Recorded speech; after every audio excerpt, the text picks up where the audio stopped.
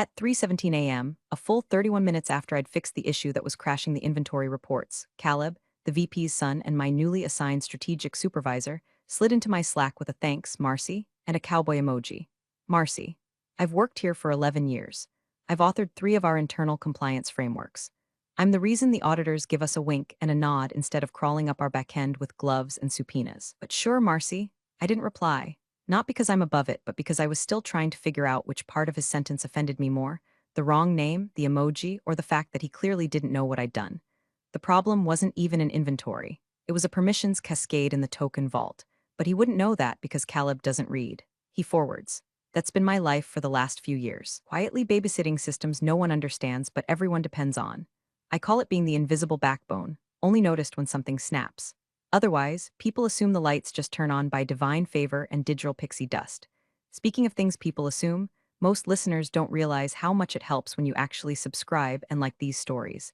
I know, no one wants another pitch, but it tells the team someone out there's listening. That weirdly does keep us going. So if you're enjoying this so far, maybe hit that little button. No pressure, just like I tell myself when the whole company's payroll pings through my compliance logs and no one bothers to say good morning. Anyway, back to the real circus. You'd think Caleb being installed as my supervisor was the main insult. Nope, that was just the prelude. The real slap came during his first leadership meeting. We were reviewing quarterly targets. I had flagged a third-party vendor, NextPath, for not passing SOC2 verification. Pretty basic stuff. Caleb skimmed right past it, cracked open his LaCroix, and said, "We're moving fast. If legal hasn't flagged it, it's good enough. Besides, Mary's just cautious." Cautious is what you call the coworker who won't let you set your passwords to 1234. Cautious is what you call the woman who triple checks her work because she knows one mistake will be branded as incompetence instead of human. But I smiled, like always, because no one in that room cared. Most days I didn't mind. I wasn't here to be liked. I was here to make sure the building didn't burn down and to keep a paper trail in case it did. I had learned early on that respect in corporate America doesn't go to the one who does the work. It goes to the one who presents it best, preferably with a strong jawline and a golf handicap under 8. And Caleb was great at presenting. He'd show up in meetings with buzzwords like synergize and future-proof and seamless innovation stack. No one asked him what those meant. They just nodded like pigeons at a wedding and clapped when he said we needed a new digital North Star. Meanwhile, I was the one getting pinged at 2 a.m. when the data warehouse stalled or the root certs expired. I was the one patching the access layers so that Caleb's next path vision didn't get us fined into oblivion. And I was the one who had quietly maintained ownership of a tiny little credential nobody had thought about since the last audit in 2020. The named Production Access Officer credential. It was a technicality.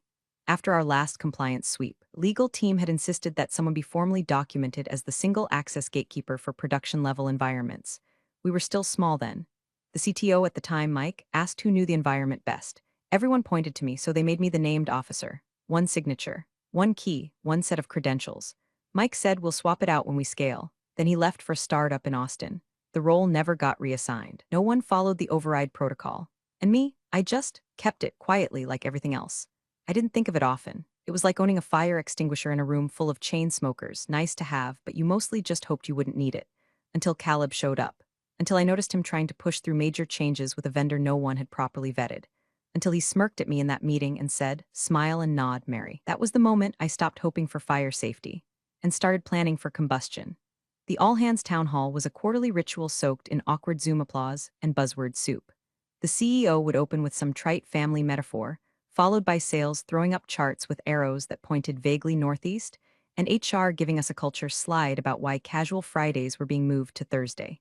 But this one felt different. Caleb had taken the stage, virtually speaking, with all the smug energy of a guy who just got a promotion for not crashing the car his dad bought him. He wore a crisp button-down shirt, his hair was aggressively side-parted, and he smiled like he'd just invented electricity. The slide behind him read NextPath integration, future-proofing our stack.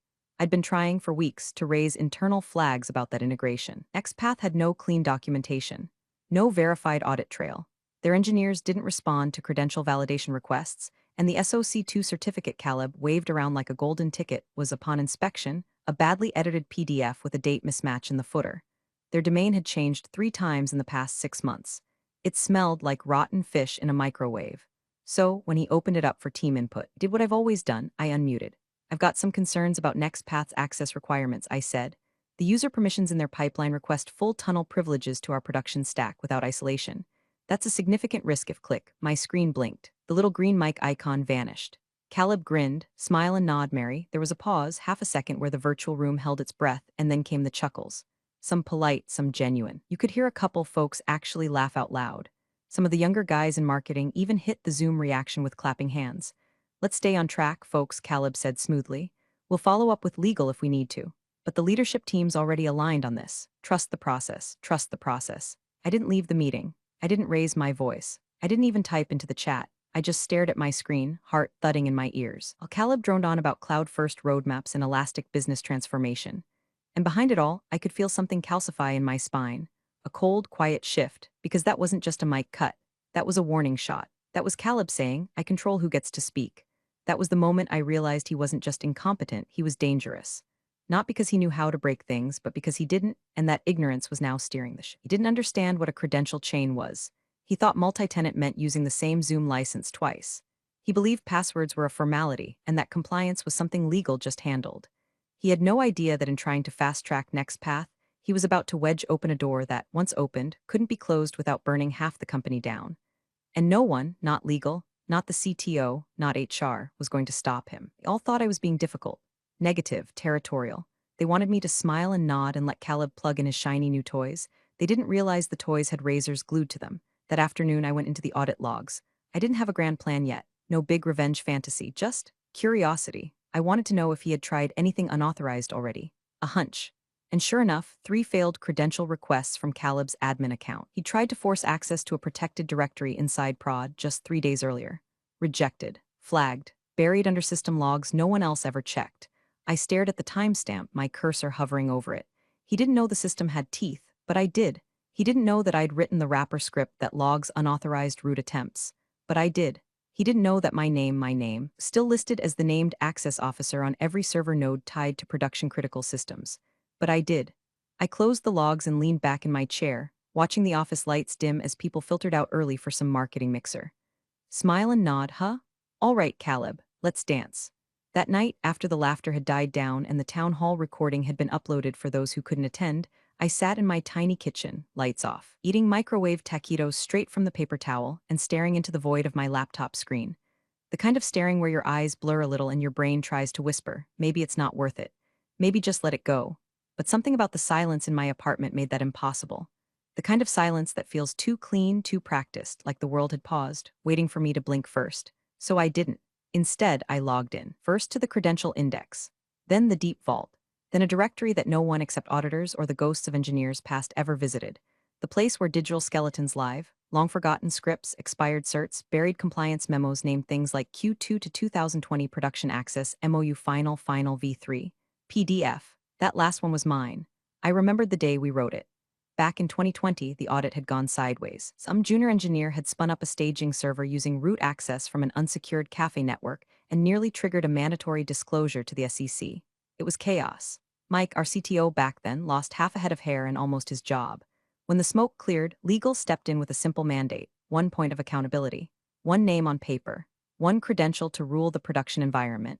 No shared passwords. No DevOps team owns it ambiguity. A human being had to be designated. That human was me. I opened the document and skimmed past the boilerplate. Sure enough, my signature, time-stamped. The clause, access rights for critical production systems shall be limited to the named access officer until an authorized and signed override protocol is executed via legal and CTO office. Current officer, M.V. Adler. No override had been submitted. No signature swap. No form, so my credential was still live. I pulled up the token tree to confirm. It was all still there, untouched. A clean, nested architecture with a single privileged path marked with a green icon beside it. Credential, MVA Prodao 001. Active, secure, non-replicated. I scrolled down and saw the log entries. 3 attempts in the past 2 weeks. All from the same admin account. All flagged as unauthorized override attempt. All tied to Caleb. I exhaled slowly, not out of fear, but something closer to recognition. Like finding your name on a document you forgot you signed. Like being handed a match and remembering the room is full of gasoline. He tried to access the vault without going through me. He had no idea what he was doing. He probably thought credentials lived in the cloud like Google Docs, drag, drop, boom. But this wasn't some web startup with no structure. This was a stitched-together Frankenstein of legacy systems, fragile integrations, and a compliance layer built on blood, sweat, and duct tape. And I was the one who held the master key, the kill switch, not just metaphorically, literally. If I flipped the right flag, revoked the right token, or even paused validation sync, the entire production environment would freeze in place. No updates, no deployments, no rollouts, just a blinking red light waiting for approval that only I could give. I clicked through to the manual override settings. There it was, dormant, dusty, but functional. One checkbox, manual credential verification mode. I hovered over it with my cursor. Didn't click it, not yet. I closed the menu and stared instead at the access feed, the internal dashboard where I could see every heartbeat ping from the core servers, each one sending back little green lights of compliance. Uptime, authorization status, like the beeps of a healthy patient on a monitor. My monitor, not Caleb's, not the VP's, not the board's. Mine, and suddenly it didn't feel like paranoia to want to protect it. It felt like duty. They could cut my mic, they could laugh at my name, they could pretend I was just a support role with no strategic value. But this was the moment I crossed the line. From passive compliance to active stewardship. Or maybe someone will listen to they won't have a choice. Because when you hold the keys to the kingdom, and the kingdom's too stupid to notice, they only get two options: respect the gatekeeper, or pray she never slams the damn gate shut. The deeper I dug into NextPath, the less it looked like a vendor and more like a damn Craigslist roommate ad with a Google Doc and a dream. Their website was slick, too slick. Half the links went nowhere. The About page was just a stock photo of diverse people laughing over coffee, and their team section listed 5 founders, all with suspiciously vague bios like tech innovator and vision shaper. One guy didn't even exist outside of LinkedIn, no GitHub, no speaking history, not even a bad Medium article. Red flag number 1. Then came the audit trail. I tried to validate their SOC2 certificate again. Caleb had uploaded it to our vendor portal with a file name like SOC2 latest signed PDF. The metadata said it was created 2 weeks ago. That's normal, sure. But the signature block was dated 5 months ago, and the issuing firm doesn't even do SOC2 anymore. They'd been acquired last year. I called their old phone number from a Burnervo IP line just to check. The receptionist told me very kindly that they hadn't issued anything since April. Red flag number 2. I started tracing their domain history. Turns out NextPath Techcom had been registered only 8 months ago by a private registrar in Delaware tied to 4 other shell domains, including one called Quick Hire Solutions LLC, which rang a rusty bell in the back of my brain. I dug through an old archive from an IT security conference in 2021 and found it. Quick Hire had been named in a quiet lawsuit alleging intellectual property theft from a cloud security firm in Palo Alto. The case was dropped, sealed, but I found a redacted filing that still listed the same IP address that NextPath now hosted their test environment on. Red flag number 3. I tried sending everything to legal. Not all at once. Just breadcrumbs, small flags, a courtesy nudge. Hi, just wanted to confirm if we've independently verified NextPath's credentials. Not seeing SOC2 on file from a recognized authority. Could use guidance. 2 hours later, my message was auto-replied by legal's shared inbox. Thank you for your message. Please coordinate through your functional lead for project-aligned vendor escalations. Translation. Caleb's admin had rerouted my emails into a compliance sandbox that no one reads unless someone's screaming. I tried another route. I forwarded the red flags to Craig, a senior analyst in risk who owed me a favor after I'd helped his intern untangle a recursive permissions issue last year. 5 minutes after I hit send, he replied, "Hey M, appreciate the heads up, but I'm being told to focus vendor reviews only on high-dollar engagements. This one's marked as pre-cleared. You sure you want to chase it? Pre-cleared, just like that." Caleb's golden stamp was enough to override every system we had, and that's when the anxiety turned into something colder. Not rage, not even despair, defiance. Fine, if they wouldn't listen, I'd keep the receipts. I started an encrypted archive on an external drive, not cloud, not synced, just a quiet little digital basement labeled NextPath background. I pulled every DNS record, every audit trail discrepancy, every metadata mismatch. Screenshotted Caleb's Slack messages, archived the failed credential attempts with timestamps. Every time I found a crack, I logged it and double-checked the backup. Then I printed a hard copy of the compliance doc that still listed me as the sole named access officer and slipped it into a plain folder at the bottom of my filing cabinet, beneath an old HR manual no one had touched since 2018. I even logged the time Caleb's intern, an overconfident college grad with TikTok hair and the security sense of a wet sponge, tried to spin up a staging clone without firewall rules. I shut it down and said nothing. Just added it to the file. If this whole thing blew up, I wasn't going down with them. I wasn't going to be the Cassandra of compliance, screaming into the wind while Caleb spun a PR story about unexpected infrastructure challenges. They were sleepwalking into a minefield, blindfolded with wireless headphones on, and I was done trying to steer them. Now I was just waiting for the boom. They called it the production cutover ceremony, like it was a goddamn wedding. Digital invites went out to the whole company, complete with a countdown clock and a blurb in glittery font. Join us as we turn the page to a new era in scalable cloud infrastructure. There was even a playlist, some generic, upbeat techno meant to make everyone feel like they were participating in a moon landing, instead of a half-baked cloud migration slapped together by Caleb and his buddies from college. The company Slack lit up like it was a real event. So excited, from HR. Can't wait to see what Next Path can do. From one of the marketing guys who still thought Kubernetes was a Star Trek villain. People were already scheduling watch parties. One guy said he'd bring popcorn. Meanwhile, I was told to monitor logs silently. That was the exact phrase. It came in an email forwarded by Caleb's admin at 10:43 p.m., with no salutation and no signature. Just, please have Mary monitor logs silently during the switchover window. IT will lead. No verbal input needed. No verbal input needed. As if my job, was to sit in the corner like a forgotten Roomba and wait for someone to knock over a compliance bucket. As if the past 11 years of building, patching, and protecting this entire backbone system boiled down to sit quietly and don't make waves while the frat house rewires the mainframe. I didn't reply. I didn't need to because my preparations were already in motion. 2 days before the ceremony, I activated the manual credential verification mode in our backend access gateway. One checkbox, one click, but the implications were seismic. From that moment on, every attempt to enter the production environment would require my explicit approval.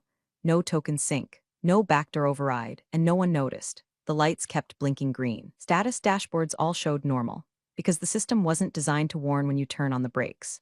It was designed to ask permission, and only one person had the authority to grant it, me. The day before the event, I got a Slack ping from Greg, our IT director and Caleb's closest drinking buddy. Hey Mary, quick cue. Caleb wants to know if you can send over your emergency override codes before tomorrow, just in case we hit any glitches. No biggie, just belt and suspenders stuff. I stared at that message for a long time.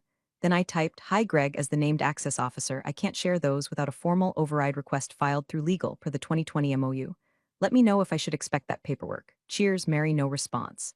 The next morning, I got a calendar invite, queued over ceremony 10 o'clock a.m. EST. Join Zoom. Mute on entry. The guest list had ballooned. Not just engineering, not just execs. The entire company, remote staff, interns, even a few board members.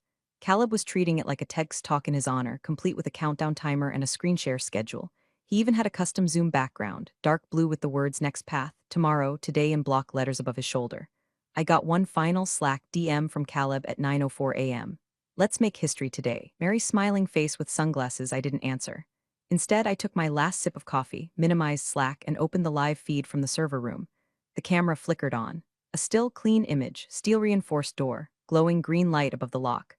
I watched as a junior engineer walked past it, pausing to glance at the keypad like it was a museum exhibit he wasn't allowed to touch.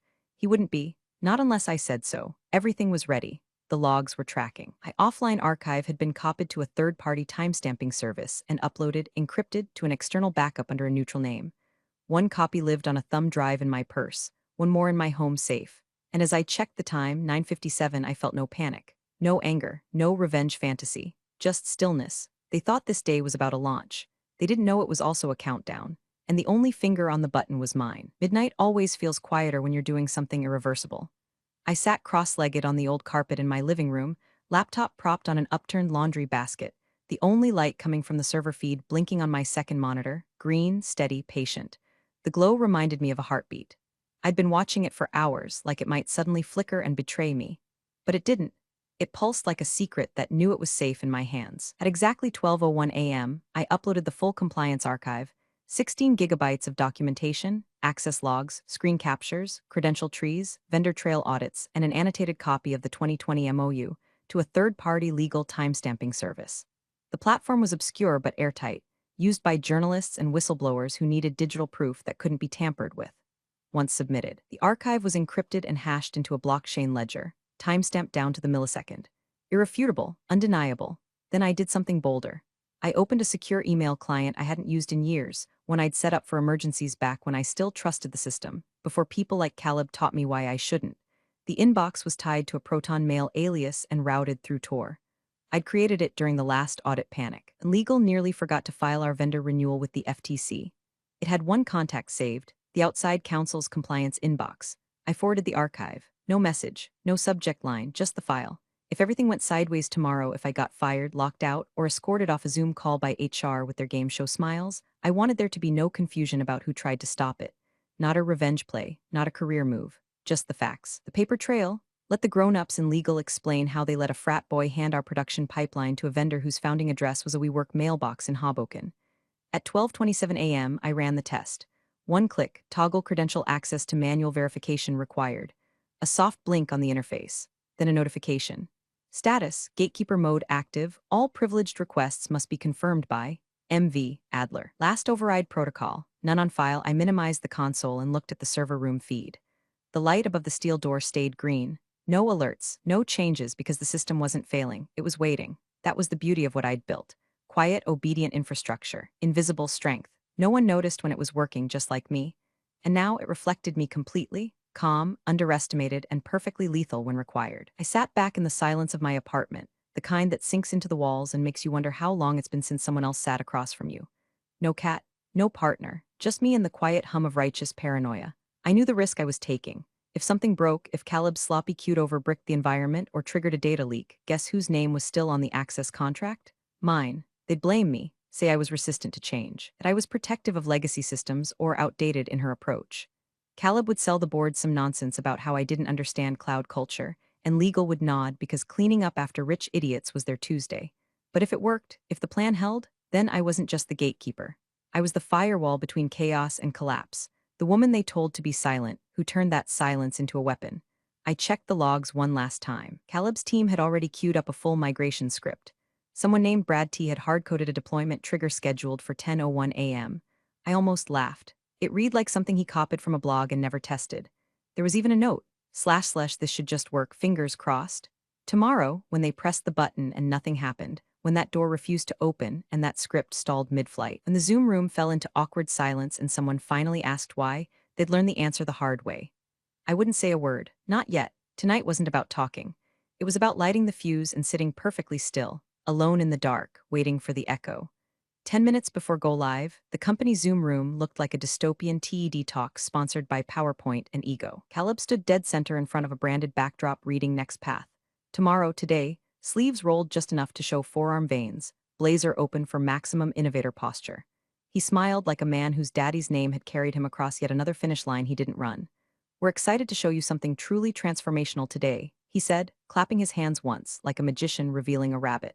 After months of planning, testing, and yes, collaborative innovation, we're officially cutting over to a faster, leaner, smarter infrastructure. Behind him, someone from marketing added emoji reactions in chat. Fireworks, a rocket ship, applause. My face was visible in one of the Zoom panels. Muted, labeled simply Mary A. Compliance. No introduction, no acknowledgement, just another muted square among dozens. I wore a gray cardigan, hair in a bun, neutral expression. If they looked closely, really looked, they might have noticed the stillness in my eyes.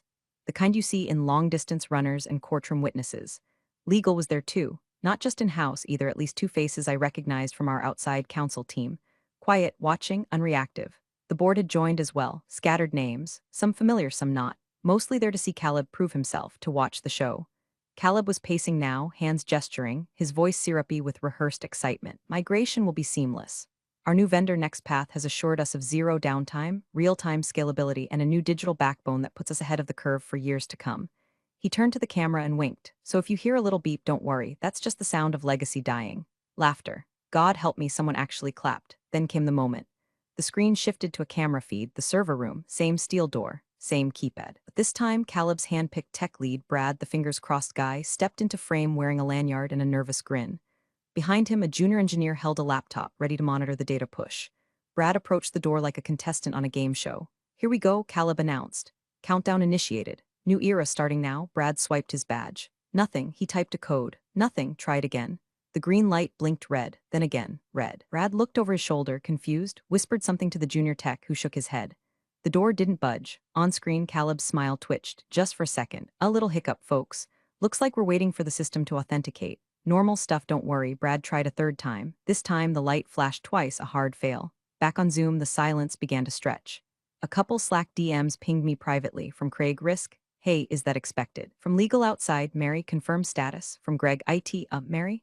I didn't respond. Caleb's voice lost some of its luster. We're just making sure all our systems are aligned. Mary, could you confirm backend credential sync? Should be a simple verification. Still muted, I met his eyes through the screen. Then turned to look at the server feed. Red, solid, locked. Across the room, one of the legal reps leaned forward. Who authorized credential override? She asked, her mic hot. Caleb blinked. Override? We didn't need one. Brad's been cleared for migration, no, she said slowly. Who signed the override protocol for named access? Caleb turned to Greg. Greg looked at his shoes. I thought she signed it, Greg mumbled. The legal rep's voice sharpened. You thought the override protocol requires 2 signatures, legal and CTO, and written release from the current access officer. More murmurs. Slack notifications popped like popcorn. I clicked into the logs, manually verified. Status, awaiting confirmation from MV. Adler, I said nothing. Caleb looked straight at the camera, jaw clenched. Mary, can you, confirm access for Brad? I didn't move. Another legal voice entered, an older man from outside counsel. Wait, he said. Are you telling me no one has signed the override protocol? Dead silence. Then the final blow. From the far left of the Zoom grid, a board member unmuted. Who has the authority to open that door? Every head turned. Every screen pointed toward my muted window. Only one square mattered now. And I didn't need to say a damn word. They already knew. I let the silence marinate. Caleb's smile was gone now, replaced by something twitchy and sweat-slick, like a man realizing the elevator cables were a little too quiet. Greg wouldn't make eye contact. Brad had vanished from the server room feed. And in his place stood that sealed steel door, the red light glowing like a pulsing do not enter sign to every idiot in a sport coat who ever called me overly cautious. A ping broke the tension, legal again. Legal outside, Mary, status clarification requested. Is this a credential block? I unmuted. 1 beat. 2. Then I said, 1 moment, no drama, no throat-clearing monologue, just those 2 words. Then with slow, deliberate hands, I reached for the webcam atop my monitor, tilted it. The camera view slid down, then over, until it settled on my live feed, the one no one knew I'd patched into the security node 6 months ago. The view was clean, framed, direct. There it was, the server room door. Same angle as the company feed, but this time the light above it had changed. Green, not red, not blinking, solid green. There were no hands on the keypad. No one swiping a badge, just the door. And that unmistakable glow. The kind of light that says authorized, verified, waiting on you. Across Zoom, the oxygen got sucked out of the room. I didn't speak, but legal did. Oh my God, someone whispered. Then a chair scraped. One of the in-house lawyers stood up and pointed like I could see her. Explain why her credential is the only one that opens production. Caleb looked like a man trying to remember how gravity worked. He stammered. He assumed the migration plan included access replication. Greg told me. Greg's face turned tomato red. Caleb, you said she'd signed the release. I never said that. You said legal signed. I thought they did. Anyone check the named access document? One of the outside counsel attorneys snapped. The board members were unmuting now, one by one. Wait, back up. Named access? What's going on? Who actually owns the switch? Then, as if summoned by fate and consequence, the VP himself, Caleb's father, spoke. I hadn't seen him unmute, hadn't noticed his screen. But there he was, face drawn tight like a man watching his legacy sprout cracks. Caleb, he said, is Mary still listed as the compliance credential authority? Silence. Then Caleb very softly. Yes, the VP didn't blink. And you didn't get formal override? No, Caleb whispered. We didn't think we had to, you didn't think. The VP's voice wasn't loud, but it cut through the Zoom grid like a scalpel. You launched a production migration in front of the board, the full staff, and outside legal without clearance from the one person who controls the access? I thought it was symbolic, Caleb said. I didn't think she'd. The VP closed his eyes. You didn't think. Now the chat was chaos. IT staff asking for status. Engineering leads DMing me questions. Legal issuing back channel pings like tracer fire. But no one else was speaking aloud. Not a soul. Because the room, the screen, the board, the goddamn company, they were all looking at me now. Muted square. Gray cardigan. Expression calm. Server door glowing green in the corner of the frame like the eye of God itself. And it hit them collectively with the weight of a falling vault door. I had never lost control. I'd simply waited while they talked over me, dismissed me, muted me, waited while they built a parade float of jargon and handed the wheel to a man who thought credentials were like Wi-Fi passwords, waited until they locked themselves out of the very kingdom they thought they ruled. And now they wanted in. But the light only turned green for me. I didn't raise my voice, didn't blink, didn't gloat. I simply moved my cursor across the control panel, hovered for half a breath over the toggle labeled Gatekeeper Override, Manual Verification, and clicked. The green light on the server room feed snapped off. Red, solid, locked. And the room, every room, virtual or otherwise, felt it. I let that silence sit a moment. Let it press into every inch of Caleb's oxygen-starved ego and Greg's sweating temples and the board's dawning horror. Let it soak into legal's side of the call, where at least 3 mouths were now open mid-breath. Then I clicked share screen. What appeared wasn't a dashboard, not a log, not a technical schematic they could pretend not to understand. It was a single PDF. Title, Credential Audit plus Vendor Noncompliance Findings, Author, MV. Adler, timestamp, 00/12/04 encrypted archive, notarized submission to legal outside distribution. In-house legal outside counsel, board compliance liaison page 1. A snapshot of the credential hierarchy, listing me, and only me, as the active named access officer. Page 2, documentation of Caleb's unauthorized credential attempts. Page 3 through 10, a forensic breakdown of NextPath shell structure, unverified certifications, and IP red flags, including the borrowed SOC2 report and a known alias linked to an IP theft settlement from 3 years ago. Final page, a screenshot of my internal escalation attempts. All marked no action taken. I didn't add commentary, just let them read. Finally, I unmuted. You cut my mic, I said, voice flat, measured like a verdict, so I secured the system. No one spoke, not Caleb, not Greg, not legal. Then from somewhere off camera, a voice snapped, suspend the queued over. Now. The outside counsel lead, gray-haired, pinstripe suit, even over Zoom, leaned forward. Effective immediately. Roll back any deployment protocols. If access was attempted without override, we need to document intent. HR's panel blinked to life. Caleb, please exit the call and remain available for compliance follow-up. He started to protest. The VP's voice shut him down before he got a full word out. Now, his square vanished. And just like that, the center of gravity shifted. The room no longer belonged to Caleb or the VP. Even the founder, who finally unmuted with a voice that sounded like he'd swallowed glass. Mary, he said, can you get us back online? I looked him dead in the eye, with the right agreement. You could hear his pride hitting the floor like broken tile. Outside counsel spoke again. Let's schedule a reauthorization session immediately. Terms will reflect updated risk posture, new access protocols, and role reassignment recommendations. Translation. I would write the new rules. I would own the keys on paper, in front of everyone, and they would sign them with hands still trembling from the fallout. No one objected. I ended the screen share, stood up from my desk, slipped on my blazer not for theatrics but because the building was always kept a few degrees too cold. I grabbed my badge, walked out the door. By the time I reached the server room it was quiet, the corridor empty. The steel door blinked red until it saw me, then green. I pressed my palm to the reader. And as the door clicked open with a soft pneumatic hiss, I stepped into the room they thought they controlled. The room only I could enter. And finally, the silence belonged to me. Big thanks for watching, you sneaky seniors. Subscribe to keep the coffee pot brewing revenge. Your ex-colleagues won't know what hit him.